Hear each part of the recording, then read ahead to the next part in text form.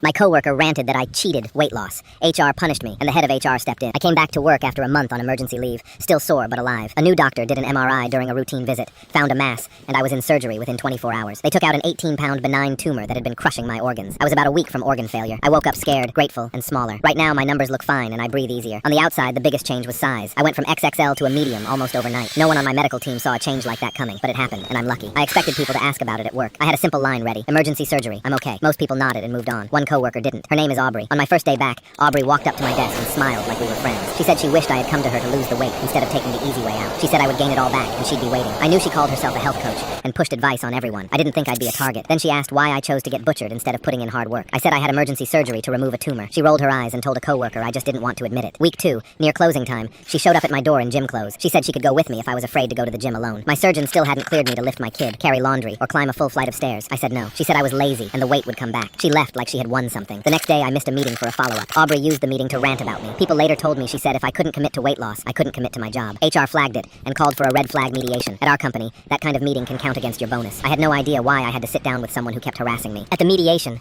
Aubrey said my new body was triggering and I should have warned her before my surgery. I barely had time to warn my wife and get our kid out of daycare. HR said they couldn't force me to share medical info, but it might help if I told her what kind of surgery I had and why. I said my medical history is private. They shrugged and said they couldn't stop her from talking. I walked out shaking. After Thanksgiving, my doctor helped me file ADA paperwork so I could work from home. I had mild complications and I needed distance from Aubrey. The company hates remote work, so HR was upset. Aubrey kept emailing me workout videos and diet plans. I forwarded them to HR. HR replied, "Noted. When are you coming back to the office?" Management tried to help in their own way. My boss, George, was training his replacement and getting ready to retire. They met with Aubrey's boss. I had been documenting everything from day one. Managers told me Aubrey would be dealt with. None of them asked for the mediation. That was HR. When George found out, he argued with HR. An HR manager said my absence probably caused extra work for Aubrey, even though she isn't qualified to do my job. Every time something flared up, my bosses told me they were on it. My doctor extended my ADA accommodation. HR answered by calling my attendance a concern. I sent the HR director a clear email. He replied that my medical paperwork, including FMLA and ADA, didn't hold much weight with the company. That was the moment I hired a lawyer. On my lawyer's advice, I went over everyone's heads and called the chief HR officer. I asked why my attendance was an issue with valid ADA paperwork. She had no idea any of this was happening. I told her about Aubrey, the mediation,